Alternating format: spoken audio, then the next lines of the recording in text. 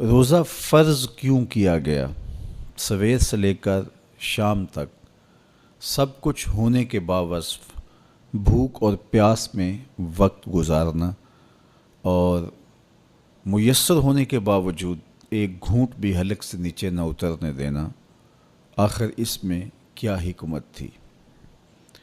تو یہ بات اچھی طرح سے ہمیں سمجھ لینی چاہیے کہ یہ صرف کھانے پینے کو ترک کر دینا ہی نہیں ہے، بلکہ ان مقاصد جلیلہ کے حصول کے لیے روزہ رکھا جاتا ہے جو مومن کی زندگی کا مقصود ہے۔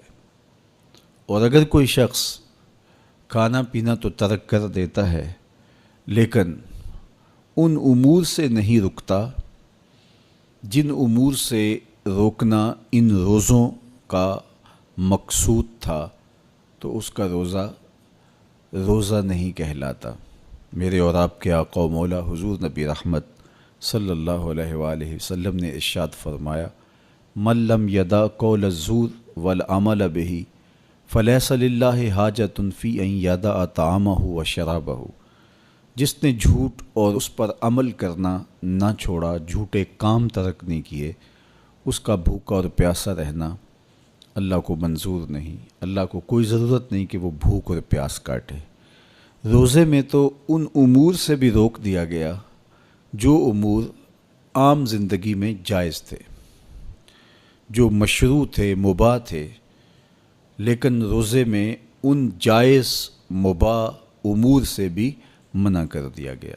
طیب اور طاہر کھانے، خوبصورت مشروب، ان سے روک دیا گیا۔ آپ آب زمزم بھی نہیں پی سکتے جبکہ وہ متبرک پانی ہے۔ شہر مدینہ میں بیٹھ کر شہر مدینہ کی پکی ہوئی کھجوریں بھی آپ نہیں لے سکتے، اس لیے کہ آپ روزے سے ہیں۔ تو روزے میں آپ کو متبرک چیزیں کھانے سے بھی روک دیا گیا، متبرک مشروب پینے سے بھی منع کر دیا گیا۔ تو مجھے بتائیے، جو رب آپ کو متبرک، مشروع اور پاکیزہ کھانوں سے بھی ایک مخصوص وقت کے لیے روک رہا ہے، تو جن امور سے عام زندگی میں شریعت اسلامیہ نے ہمیں منع کیا، ہمارے رب نے ہمیں منع کیا، تو اگر روزے کے دوران ہم وہ امور بجا لائیں تو پھر روزے کی مقصدیت حاصل نہیں ہوگی۔ تو اسی لیے فرمایا، جس نے جھوٹ اور جھوٹے کام نہیں چھوڑے، اس کے بھوکا اور پیاسا رہنے کی اللہ کو کوئی ضرورت نہیں ہے۔ تو وہ یہ چاہتا ہے کہ میرے بندے ان امور سے بھی جب رک جائیں گے جن امور سے عام زندگی میں نہیں روکا گیا، تو وہ لازمی طور پہ ان امور سے رکنے کی کوشش کریں گے جن امور سے اسے منع کیا گیا ہے۔ تو جب یہ چیز انسان کا فہم، انسان کی عقل اور انسان کی خرد طے کرتی ہے، تو پھر لامحالہ طور پہ رکنے کی عادت اس کے اندر تقوی کی نشأت کا ذریعہ بنتی ہے۔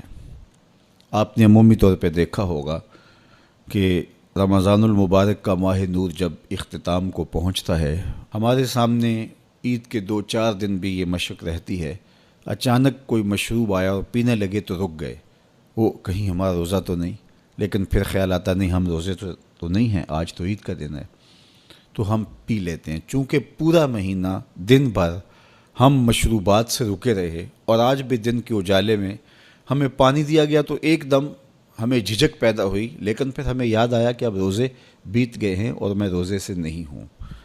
تو جو چیز جائز اور مشروع تھی، ایک وقت کے لیے اس چیز سے بھی ہم رکے تو ہماری طبیعت کے اندر یہ ملکہ پیدا ہو گیا کہ ہم اس سے رکنے کا مزاج پیدا کر لیتے ہیں۔ تو اگر ہم ان امور سے رک جاتے ہیں جن کو شریعت اسلامیہ نے منع کیا ہوا ہے، تو پھر دوبارہ جب اس کو کرنے لگتے ہیں تو پھر ہمارا ہاتھ بھی رکے گا، اور پھر ہم مستقل اپنے ہاتھ کو روک سکتے ہیں کہ ہاں میاں، یہ روزے میں بھی چیزیں منع تھی اور روزے کے بعد بھی یہ چیزیں ہمارے اوپر منع ہیں۔ تو ایک ملکہ پیدا ہو جائے گا ان امور منہیات سے رکنے کا، ان سے باز رہنے کا۔ تو گویا یہی تقوی ہے کہ جو اللہ جل شانہ نے ہمارے اوپر حرام کیا ہے اس سے ہم رک جائیں، جس کام کے کرنے کا حکم دیا ہے اس کام کو ہم بجا لائیں۔